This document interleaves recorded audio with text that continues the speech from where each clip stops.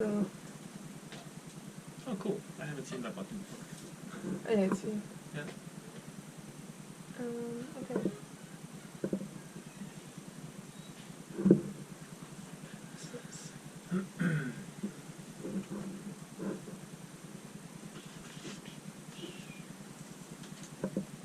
So that would be the typical one, especially in the navigator interface, that you would have the overlay and so on.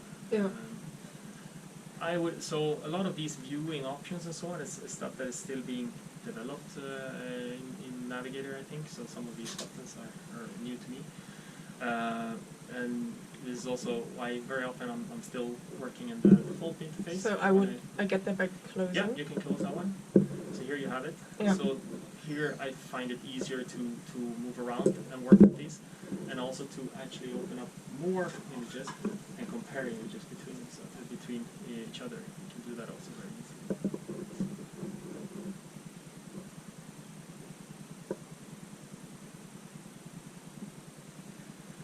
So here I find, especially with the fluorescence, that this is not really easy to see anything, so I don't use so much that one, but instead I just look at how this looks, and maybe if you want to understand this over and under where you are, you can click the top one. So now you can see if you drag this up, so right now then you will have the sort of the full range. The full range Yeah. in the image, more or less. So. Okay. And if you click it again, everything is black and white, and then you click it one more time, then you go back to the... Yeah. Can I make like an intensity profile with a line, Yeah. for example? Which... So then, let's see here, you go to quantify. Oh, yeah. So in quantify, you have the options up there. You have, you should have line profile somewhere there. Yeah. There. So I would just... And then you pick the line, and you draw a line. Okay. And then you would have your channel 1, channel 2 in there. You can also, I mean, this might not be so interesting, you can also then untick the channel 2 if you just want to look at the channel 1. What's a stack profile? So that has to do, if you do a set stack, then you can okay. get information Yeah. about how it looks throughout the stack and so on. I think it also works for time stacks. So. Okay, nice. And I can just delete my... So if you want to get rid of this one, you can select it, yeah, and then you can just push that little trash can. Okay. So there you can draw several lines Yeah. and so on, and you can compare. Okay, nice. But yeah, I think that this will work quite well. This filter cube with your sample, it seems. Yeah, I'm thinking about getting a DNA stain as well for far red or something. Yeah. To have more information basically in the picture besides just my fluorophore and the bright field. Yep. Yeah, but they've been too long on the cells. Yeah. That's why they're all bad. But yeah. And I think that if you have another stain anywhere else, even if this is quite broad and it has the excitation over here and then the emission quite far away, because this is so bright. Yeah, I mean because the LED is almost at like just 4 or 5%. Yeah, so I think that as long as you're not exciting this fluorophore, I think that you will have no interference from anything. Do you think it would make sense to look for a DNA stain with the other filter cube, for example? No, I would probably use the same, but if you can get something in the red or far red, so somewhere like in the side 3, Leica 555 or up towards even side 5 or something like that.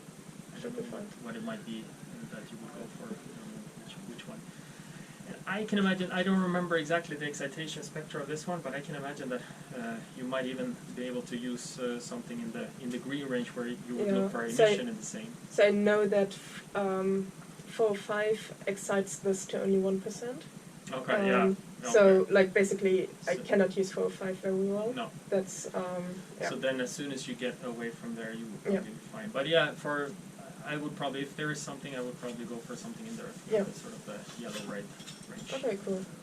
Orange. Nice. this looks good. Yeah? Yeah. This one looks still okay. And the other wells, the worst, those samples, the cells look more happy. Yeah, I would say. that's true. Okay, cool. Something here also, maybe if you go back to, you can go to Acquire here, and we're on Brightfield. You can go live Brightfield. So here you can drag this down a little bit to get that. Only with Brightfield I tend to maybe change the exposure time or so. So here now you can adjust this one, the aperture diaphragm, a little bit. So when you work with Brightfield, you can actually use that one, go quite far, so you see if something happens. And then you have to then increase the exposure time a little bit to compensate. But if you close it down and then just brighten up each little bit. So with Brightfield images of live cells with no phase contrast or BSC, sometimes they can be difficult to see. So you might benefit sometimes from increasing the contrast with the Brightfield using the aperture diaphragm. That will then give you a bit more contrast. And then when you open it back up, you have to compensate from.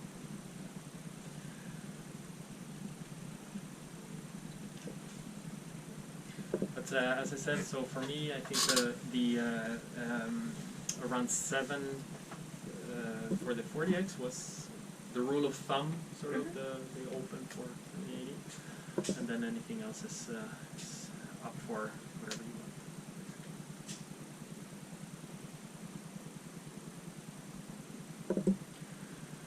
So perhaps you can, in this field, perhaps you can set up just make a little set stack of this if you want. See what that looks like.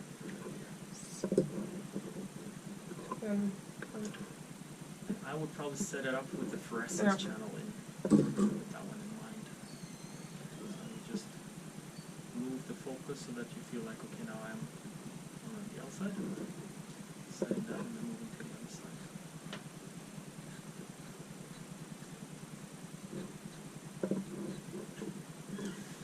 So that will give you 18 steps. So that's perfectly fine. Yeah. So system optimized. Remote, and it's not very much.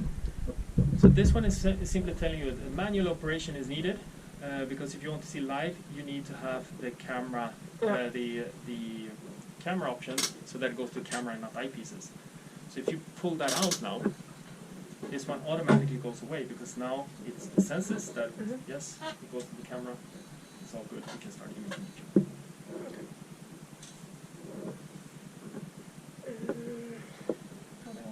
Oh yeah, we can change here to course as well, right? Yes. So if we, for example, want to change the wells, you can go stop to put lighting or something. So on these ones, you have it's written here. So Z is the focus. This is a focus also right there.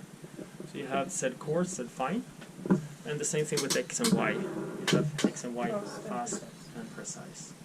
So when you click on them, you can get it to be more precise or fast.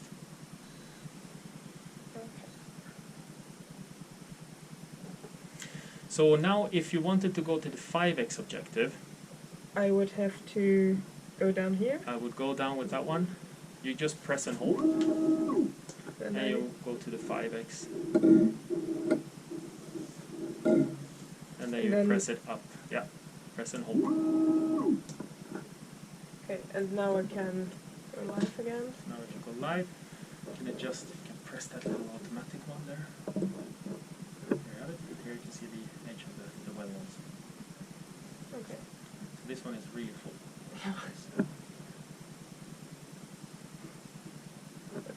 For example, if I would want to change my well now, I could go.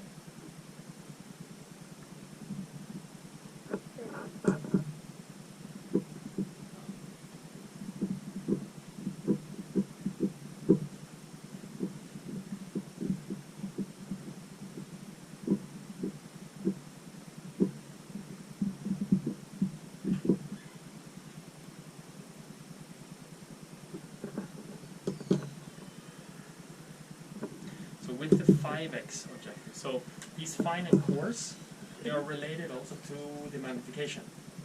So with the 5x, I wouldn't expect a very big difference between fine and coarse because you have you're at such a low magnification, so you can actually, if you just do slowly, it will be fine for the 5x.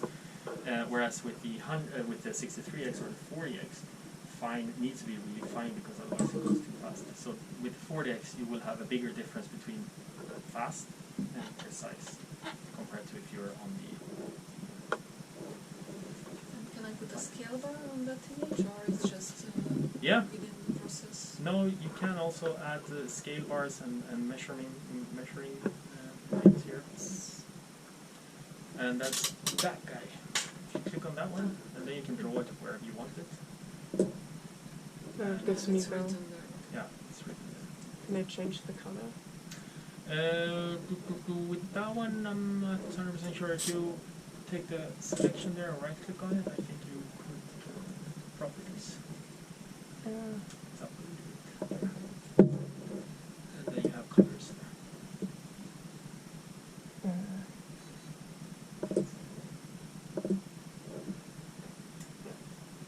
So that's something you can also use if you want to do simple measurements in your image. You can use the scale bar. You can also, as an option, when you export your files, we looked at this export TIFF or so before. If you want to have a scale bar, that's an option in the export process also. Typically, you not get that. You don't get that if you're exporting the raw file, because you don't want a scale bar in the raw file. But if you're exporting a scale viewer image that you are doing because you want to have it for a publication, presentation, or something like that, you want it, then you have that option to include a scale bar in the export.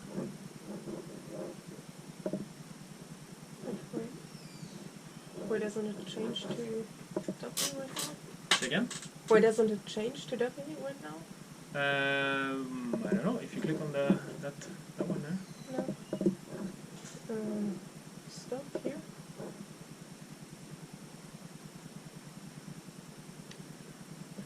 Oh, am I still here somehow in the No, tool? I think that it's. I'm not sure. It's still live, right? So, click that one again. Okay, there is something it's not happy.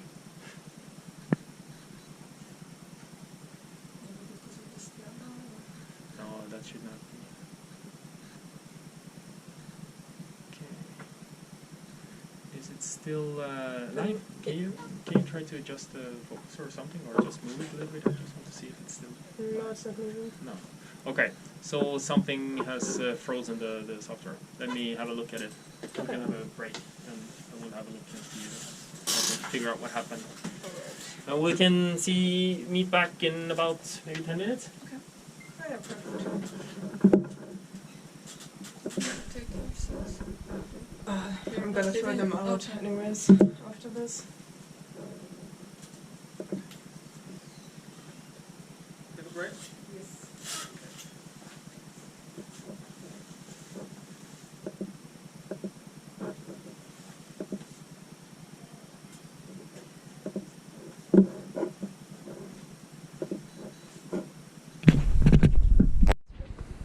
And would you have that in all the cells? Like, will they all be expressing Yes, CSV, so for that's the example? sixth well. Maybe if we go to the very last well, I mean the sixth well, then we have all the 4 channels. See if we can see. It's B6.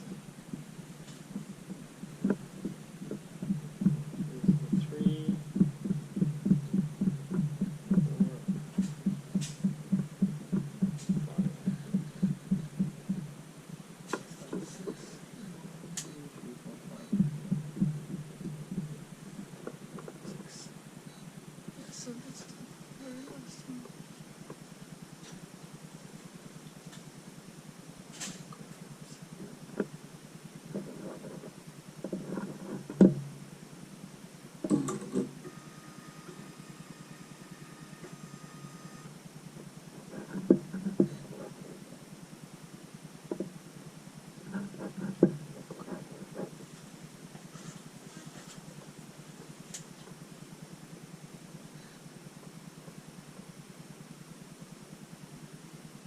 This is the 40x? This is the 40x, yeah.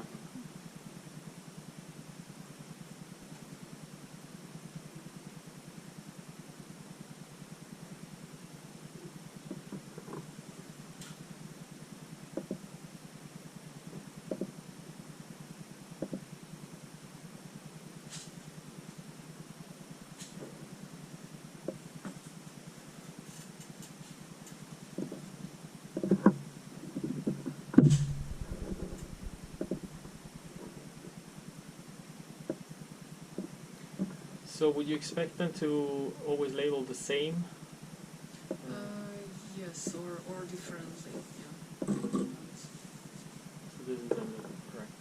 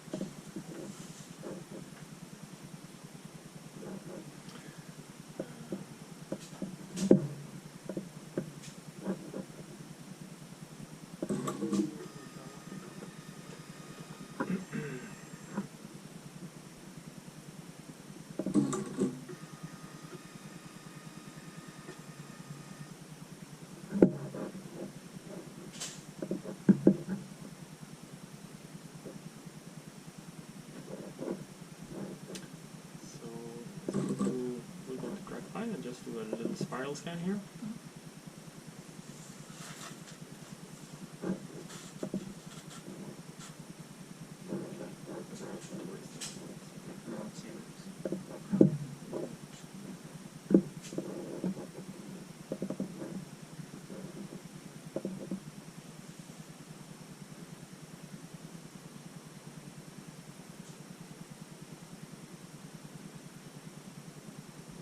However, the transmission might be better at the edges. It's not homogeneous, unfortunately.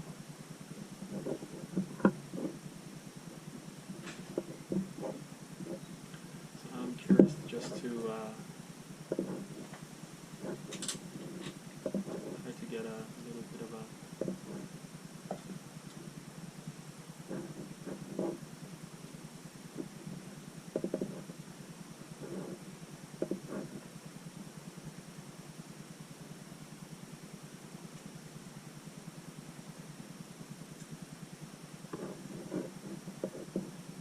What do you think of the artifacts next to the cells? Sorry? What do you think of the small...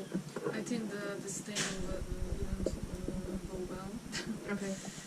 I used it after fixation of several days, so I think it was like not just the nuclei, but all the cells could be seen by the staining, so it's not the best.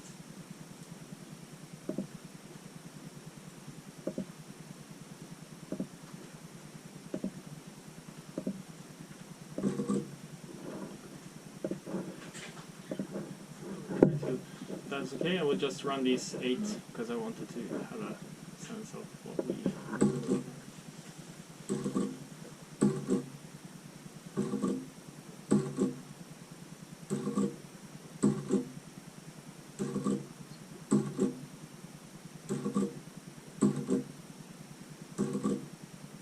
So this is with the plasmid with all 3 of them?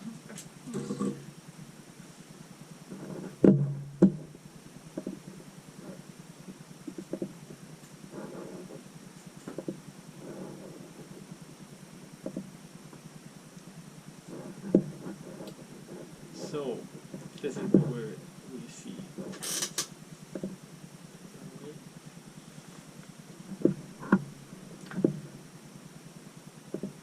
So how does this look to you? I don't know if those cells are out of focus or they are just the background, which has this very low intensity. These ones here? Yes. Yeah, I think, I mean, they have low intensity. So one thing to evaluate a little bit here is also how well this. So this now has the quad cube. So we're looking with a multi-channel cube. So we want to make sure that whatever we're looking for, looking at, is unique, or that we can take care of whatever bleed through we might have if we have that problem. The sample that I showed before, my samples, there we didn't really see any bleed through, and here I'm not really sure. It depends on, I haven't seen this label before, so I can't really say. So that's something that you would have to sort of look at a bit more. But if I adjust these ones a little bit.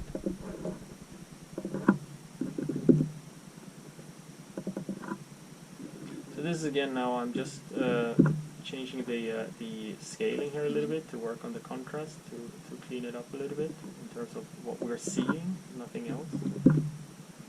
It's easier to, and this is then again something that if you're working with the software, then the software would not pay attention to these things. They would actually then analyze everything, so you would have to set a threshold.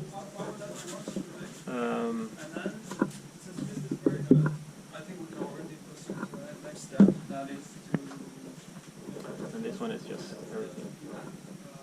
So what exactly is that one labeling? Do you know? Nuclei, but Nuclei. it was not successful, I think.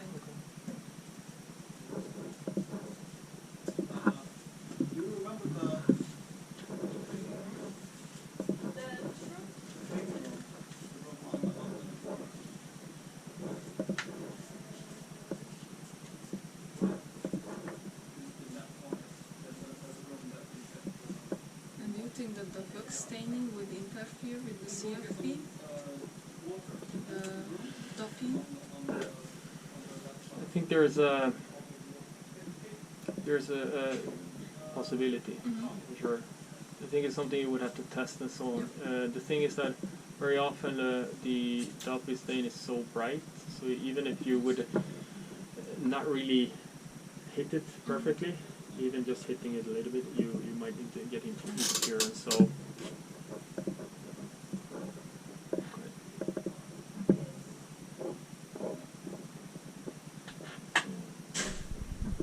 this is what we'll be looking at.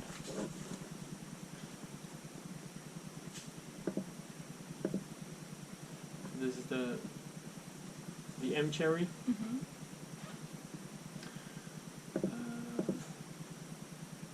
YP.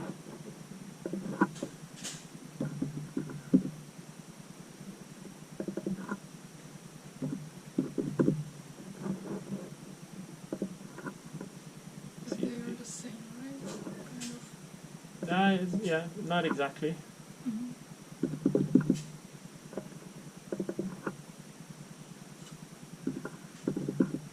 But I would say that they.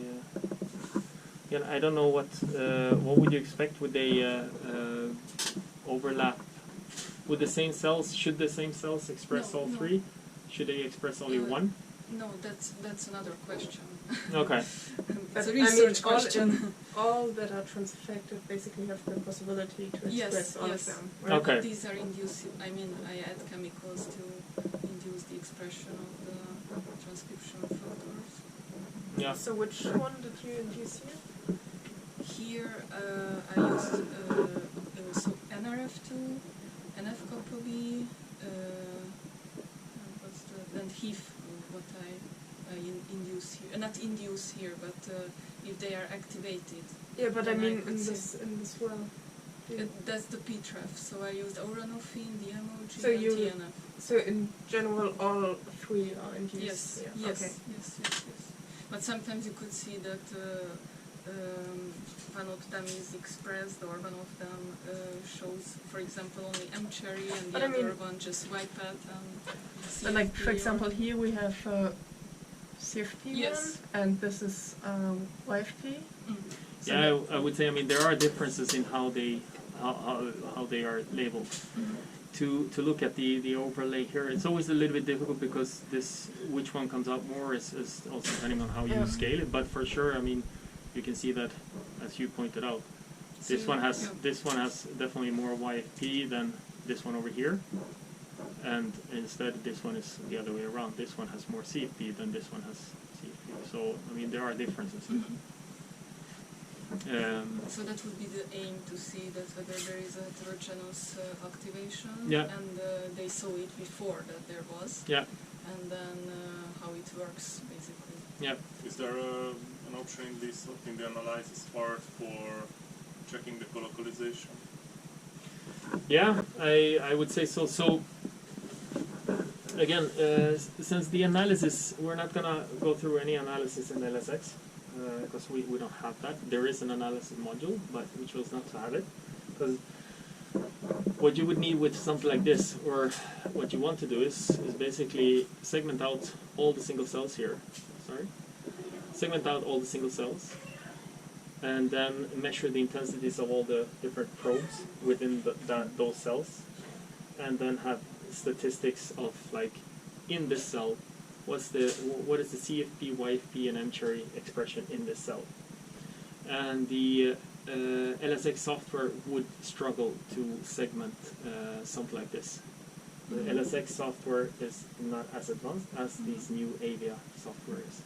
So the goal with the Avia software would be, and I will take some of these images and send to the specialist and just give them a sense of, this is one of the analyses that the group will be aiming to do, would be to segment this and for each cell give that value. So that would be on a single cell level, giving the value of the different fluorophores. And exactly how that would be presented, we would have to see when we get the training of it. And then, I mean, the co-localization, I think that maybe there is a co-localization software in there, but I mean here, you would have co-localization in basically all of these, depending if you set some thresholds. I think I would probably just look at the absolute intensities that we have here, perhaps maybe with some correction for backgrounds and so on, and then set some cutoff values when you decide that here we have expression of both YFP, CFP, and even if we have some sort of signal from M-cherry is below a cutoff, so we don't have that. So this kind of thing. Is this software contain an option for bulk analysis? So the Avia software, yes. Do you think we have in M-cherry something from the drug 5? Because we see also this, like, unspecific structure in between the cells? Yeah, I would say that most likely that's probably more from the M-cherry that would stain that. So M-cherry and the drag 5, I think they are quite close. So you might have crosstalk there. That's something that is a risk. For sure, when you analyze it, so when you work with multi-channel cubes like this, it is, and you already do this, which is very good, it is important to have the single expression references to understand if we have a crosstalk between channels, so that you also can correct for that. If you would realize that you have crosstalk, a lot of crosstalk between one or two of the channels, as I said, then we might also explore to add an additional cube, so that we might take one or two of them on the multi-channel, and then we move to a single band cube, just to clean that up a bit better than what we get here. Is there an option for, like the compensation, to have a spectral stacking, just adding one, a single stained or single transfected something, and just checking on each channels, and if there it has a bleed through, and just... There is a function called dye finder. It's also a license where it deals with separating out crosstalk. So then that's what you would do. You would take images of reference channels that would map out, and basically what it does is looking at the intensities when you take an image with the actual color, and then you take an image with for a different fluorophore, and you look at what is the intensity there. How much is to get the license? I don't have that in my head. I would have to check it. But I would also hold off on that until we know what we can do in Avia. Yeah. Again, I don't know if that is something that you can do in Avia or not, but if you can, then that would be a good place to do it also. And also, I mean, I would probably start with investigating this a bit more to have singly labeled and non-labeled. So also have cells without any of the CFP, YP, and cherry, maybe with just a DRAC5. So you have some type of a label so you see your cells, and then running with the same settings. So if you know, if you set up something like for this, if you would save these settings and then you would run the same settings for a sample where you have only one of them and so on, then that's also a way of actually seeing what is the background. What kind of signals do you get from only the cells themselves, basically with nothing else? There might be some background in there. And also then see what kind of signals do we get from YFP when we image CFP or when we image M-cherry and so on and so forth. So these are all like controls. Yeah. So let me just take a quick look. However, the single fluorescent proteins are usually have a higher intensity compared with the with this one. So I don't know if we can really rely on that. So the thing is that if you have single level, what you can do is you can still sort of find out how much bleed-through calculated from the intensity of that stain. So if you can see that, okay, so I have this intensity. If I have this intensity in my crosstalk channel where I'm not supposed to have it, I get this intensity. So even if then in the next time you measure this, proportionally it should be the same in the crosstalk channel. So you can still use it to find out. So what I will do is I will move to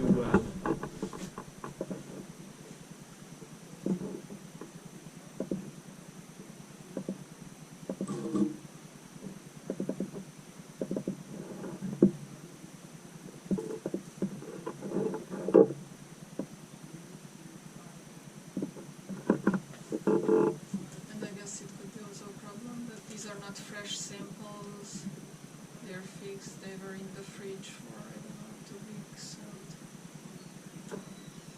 So this is the well next to it. What do you think we can expect? It's the 5. 5, yes. That one is the not treated, but it's the same like as we saw before. So for example, the very first well is the CFP only. Yeah. So this one has DRAC. Yes, we shouldn't see that much signal here as we saw before, but it's still, I saw that it was activated. Yeah, we still have some signal that would seem to be at least. And this is very similar for the force well. That would be the constitutive relative form. Okay.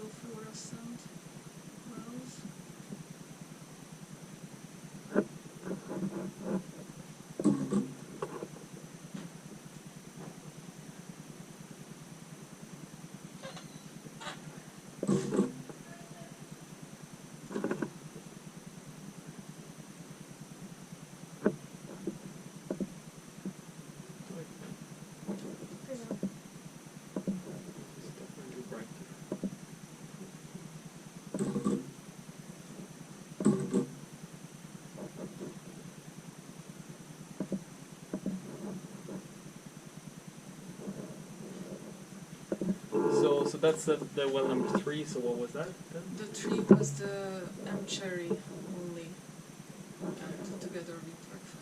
So that's the force one, or which one? This is now the.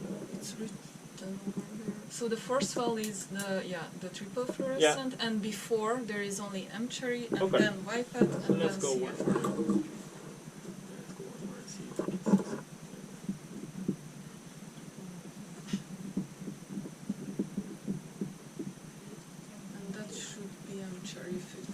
the third valve from the... Just to see. Major 5 is the same. Yeah, so this is very strong. Stronger. And definitely not staining all of them, so that's good. And then we shouldn't see anything. So that's... So shouldn't see bypass and CFP yeah. here. So that's basically the background. That's the bleed-through then? Yeah, I would say so. But the CFP is... The CFP, okay. yeah. So this would then suggest that, for me at least, just as a very, very quick, I would look into it more, but with CFP, you have very, very little bleed-through, still a little bit, but the intensities here are quite low. And also, if you look at these ones that weren't stained with M-cherry, you still see them a little bit. So that's it's more on the level of what I guess is background. If we see this is nothing with the M-cherry, with this one you do have. But this one is quite bright. Yes. I guess then it would become a matter of how bright it is compared to if you have YFP. So let me try to take this image. So I'm going to just take a few here. I'll take this one and then I'll let you do. So here I'll just do a little.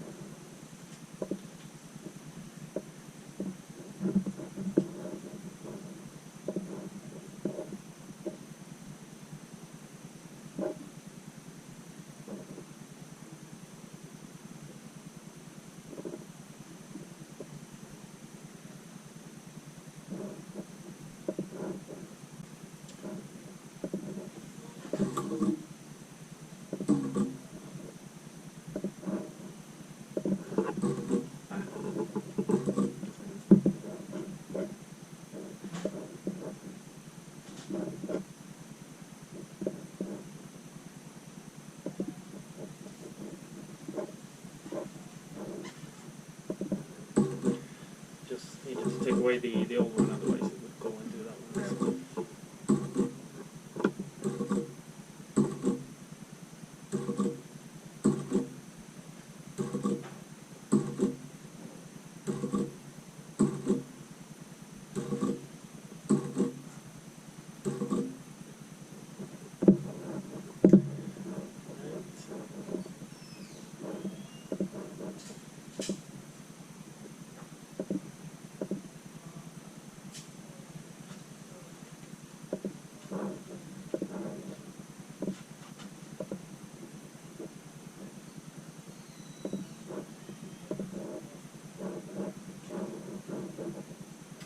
Yeah, so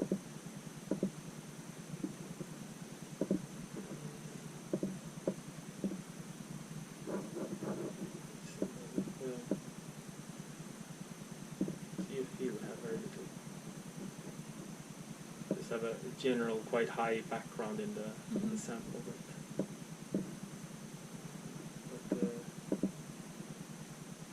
YFP is feeding through quite a lot.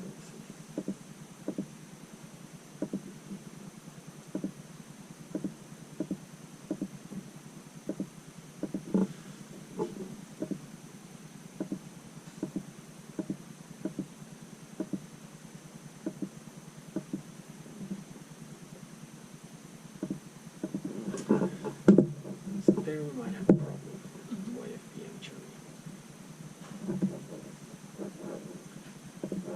So now, let's see here. Let's go here. So maybe you want to have a look at the second and the first. Well, so I will move away.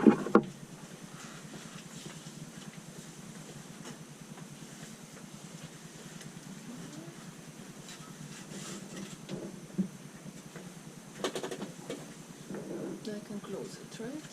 So Or right now you're in the navigator, so what you can do is move to the next file over, and now we don't have a template here, so I would just basically, if you go live, if you go live here, you will see it there, and now you can move using these ones. Okay. So you move to the one next to it. So one will go up and down, the other one will go sideways. So once you figure it out, then And this one is it's this one there underneath. Yeah. It's the one that's sideways. Okay. The other one is focus.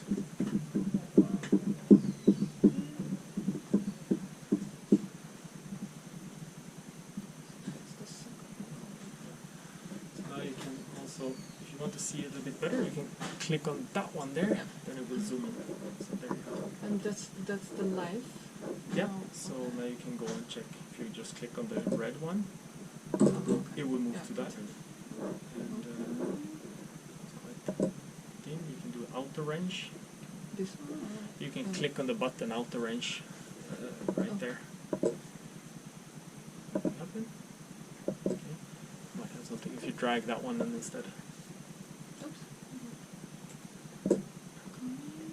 And I can adjust the focus, or you can adjust the focus a little bit if there is something to improve.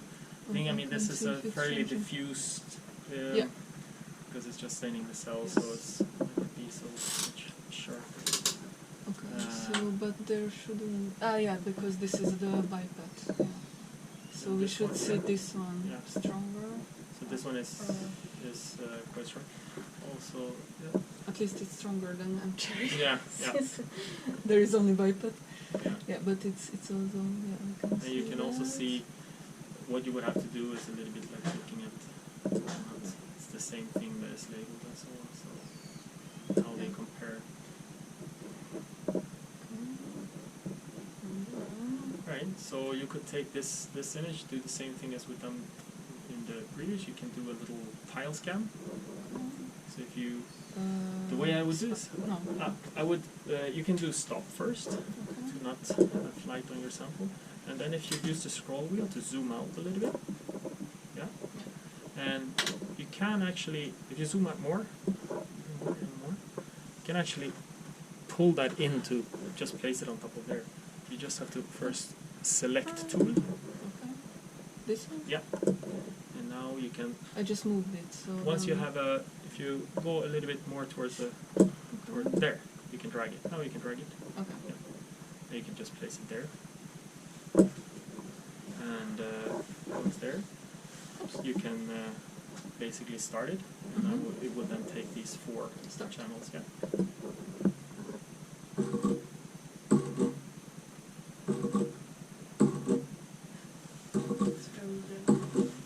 Yeah. But again, also, so I have to remember now that this now has a scaling attached to it, because there was, so we need to adjust that to make this look a little bit better. We can have a look at this if you go into Mosaic Merge, and now Tile Scan 2, and you can click on Merge there because we haven't activated the Merge. So let's do that. So, there we go. Okay. Now we can adjust. Yeah, exactly. So that one is completely wrong. Yeah. Well, this one you also have to activate because right now we're not looking at it. So you see that you have that little. Yeah, exactly. Okay. So now you can actually see. You can. I think you can cut off the left. Yeah, exactly. Because that's just background. No. This one, right? Because yeah. If you drag, I don't know, auto range. You can drag that arrow there. If you open that up again, the same window that you had up where you did the auto range. Click there. Here. Yeah. Okay. And then you can also drag this one because this is just a background thing. So you can drag that up more. Yeah. Because you will see now you're increasing contrast a little bit. You're getting rid of the background. If you drag it too much, you're losing stuff, but then you can get a little bit better background at least. Yeah, but it's also kind of important, right? Because I have background there, so I have to calculate. Yeah, it's something. And again, whatever you're doing here now with background and so on, you're not changing the raw data.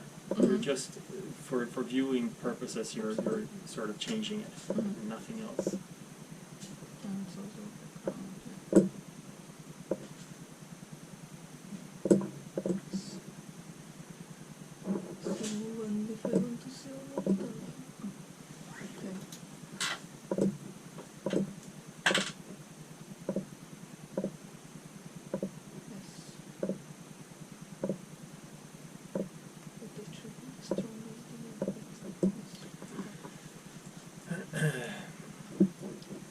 So then you can go and do the same in the CFP if you want as well. Yeah. So I mean, you will know this better than me probably, but I would do these kind of controls of the different ones also without any of the labels in there. Just see what kind of background you can have from the cells themselves and so on. Do you have anything with Rec 5? Yeah, that could also very well be an issue.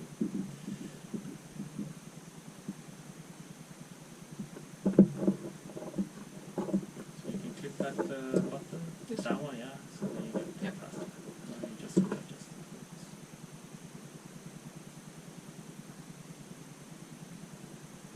Yeah, so let's see if it works. No, just it's not that bright, right? I think it's brighter than in the others. We'll see in a way. Should I scale that one? Oh, there is nothing. It's there. Something. If you drag that one down,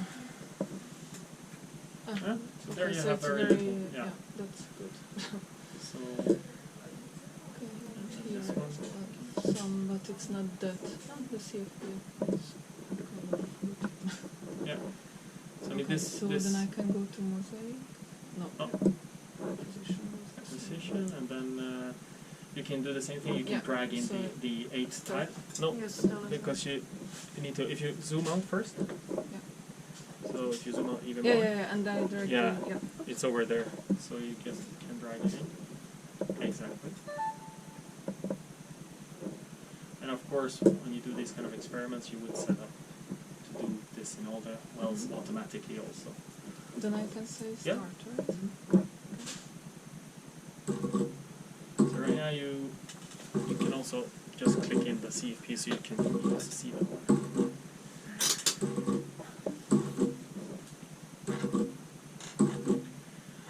So yeah, so with the CFP you don't seem to see so much problems with the YFP and M cherry, which is definitely expected, I would say.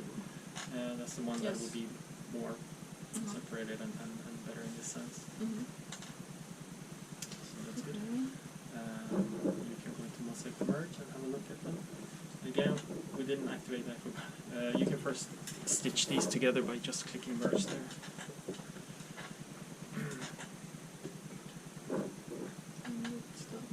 Yeah.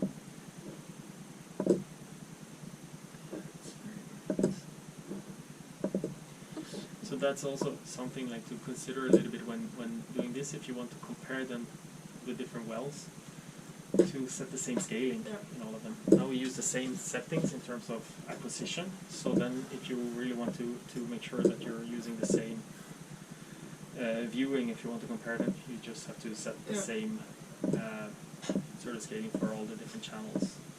So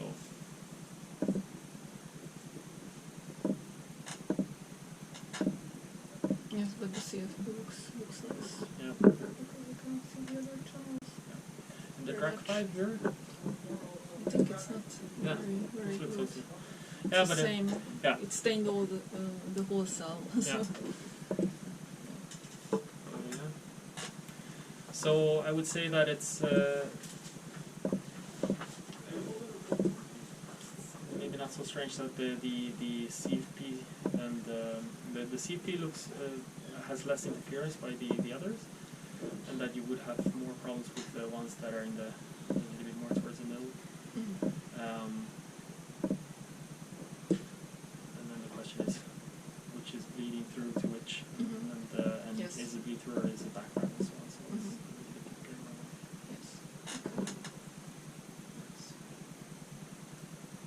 good. Okay. And here I can, how can I save the images? So now, Because we are at Navigator, so I should go back. you can be still here. So if you open the projects there. Projects, yes. So there you can see, this is what we've been capturing now. Yeah. We did the project and all of these are yours. So they are saved in this data container. Yes. If you now want to save them, Mm-hmm. perhaps you want to start by giving them some file names, Mm-hmm. so we know what was in which, while it's still sort of fresh in the head. So timestamp for the last one we did was the CFP only, right? Mm-hmm. Yes. So you could also then go in and Yeah. name that. Mm-hmm. Otherwise, you can go to the save the little diskette there if you click on that one. Oh, okay. So now it asks you where you want to put it. Mm-hmm. We were saying like we put it under data, the D drive. Yes. You can create a folder with your name. Mm-hmm.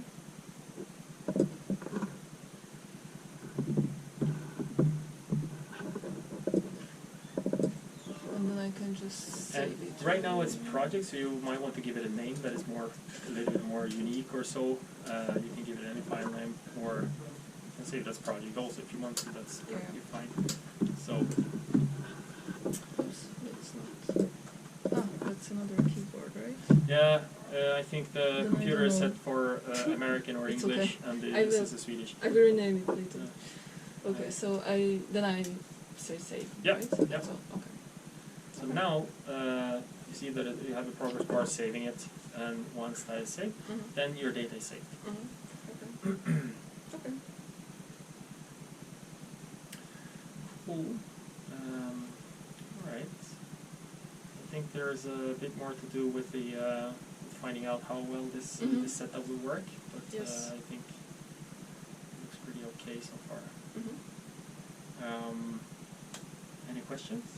Any thoughts? Anything you want to test?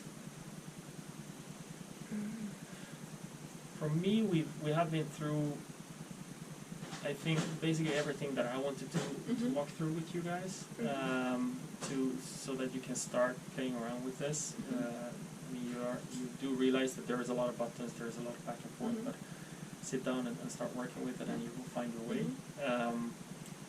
And after summer, we'll come back. We'll have a little follow-up. So in this next few times when you sit here, have a little list, write down questions, think about the things that you want to ask, and we can have a look at that together at that point. Yeah. And you already know what day you're going to be here after summer? No, we haven't made a final decision yet. It means September, or? I think September was what we talked about, to make sure everybody was back and so on. I'm back already before that, but I think that we said September to make sure that everybody was back. But we haven't decided exactly. Okay. Yeah. But of course, the information will go out to all of you. Yeah. Yeah, nice. Okay. So if there isn't any more, I mean, right now, feel free to use this. As I said, like final thing, turning everything off is also very, very easy, because you basically turn off the software, make sure everything is saved that you want to save. Good practice, I think, can be to lower the objectives before turning it off. Basically a small precaution because of the initialization of the stage.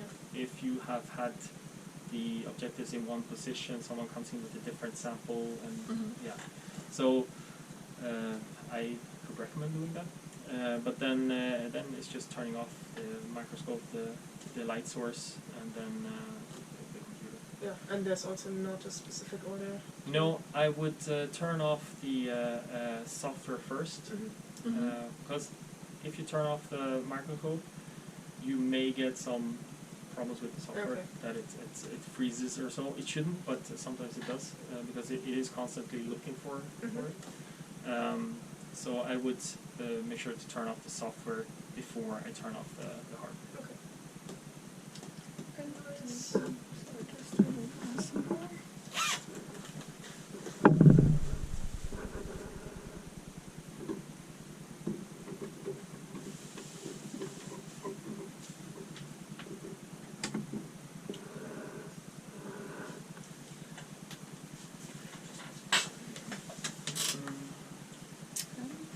So when we can turn it off, or we would like to use it?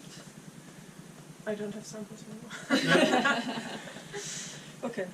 So in that case, yes. I just and this one, right? Yeah. Down. And should I place the 5x over here, or it's all the same? You can do that, which is then an extra precaution again to just place the 5x. So Okay. that's you can think about what you want to do. And in which direction it's? It doesn't it's really all the matter. same. Yeah. Okay. You can go in both directions. That's the 5x, I think. Okay. So. Okay, so I just close the software. Yeah. So that one will close first the navigator, and then you close this one. And now you get this question. Same Has project not or been not? saved. This is the previous thing that we're saying. I don't think there was anything in there, but if you're unsure here, you can always say cancel. Then Okay. the software doesn't close, and you can go and check what that is. Should we check? If you want to, you can do that. We can have a quick look. So then you can go into open projects. There. And then you can just expand that one and see. That's the. If you press that little arrow right here, you will see all the. Yes. So there are more things in there, but this is all the stuff that I was doing before. And I think this is the leftover. This is your stuff. Yeah, and this I moved over and saved. So this is. Okay. So here you can see, for example, what happened, that the software froze, and I forced it to shut down, and I wasn't able to save this before. So because I forced it to shut down, when we turned it on again, then the last session was still in there. Okay. I didn't clean it out. But I did save those files if you wanted to have a look at them. So you can move that into your folders. So in that case, you can just say you can close it. You can say OK for this. So no, right? Yeah. Yep. Yes. And then the computer. Yeah, but before you do that, we can just move those lib files and so on. Oh, okay. To the. Yeah. To another So folder? your lib file, I think.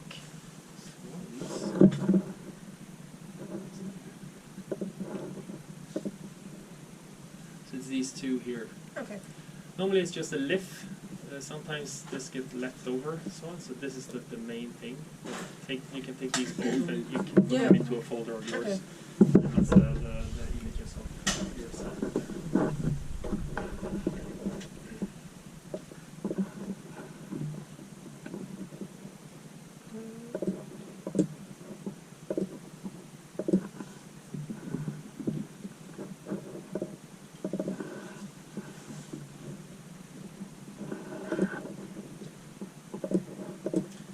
Good. Yeah. First thing? You can turn off that one, and then you can turn off that one. There you go. And you can leave it on. I'm gonna see if I can fix and add the Swedish thing here. Oh, Let's see if I can manage that.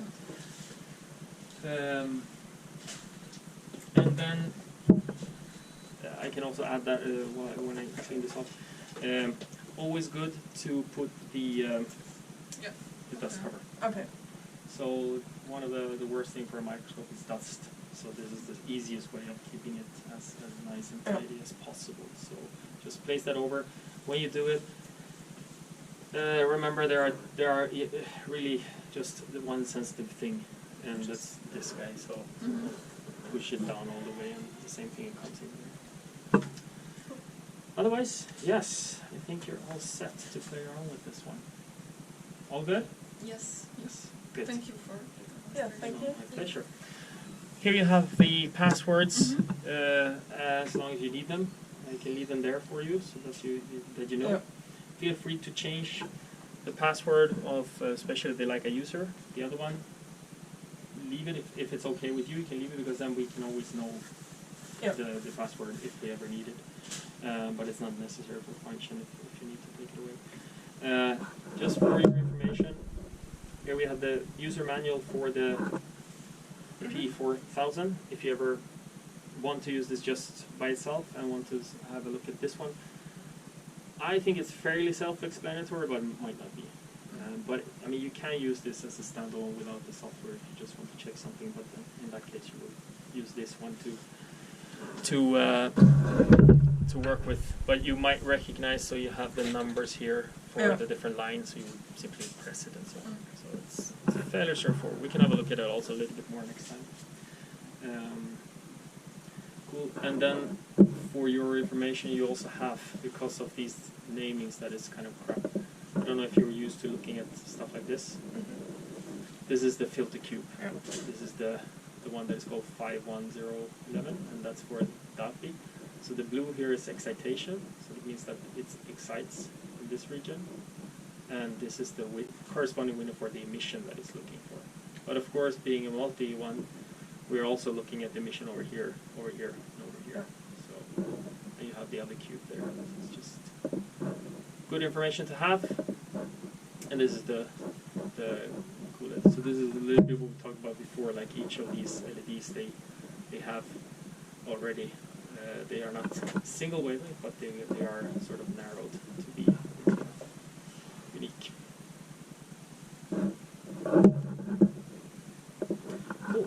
So if there's no more questions, I will see if I can get the Swedish keyboard. I need to connect it to internet, and I will see if I can get the Swedish keyboard on there. So it's Swedish keyboard on this one? yeah, in the Windows, because this is a Swedish keyboard, but this one is set up for American. I can do it. Oh, okay. No problem. Okay, all right, No. cool. So in that Awesome. case, Yeah, thank you so Okay, much. thank you. Are we done for today? We are done for today. Yeah. I have maybe a little bit of information for you, Yeah, who might be the person. Yeah. And I will also leave my card if there's any questions and so on. Yeah, that would be good. Yes. Sure. And I'm working this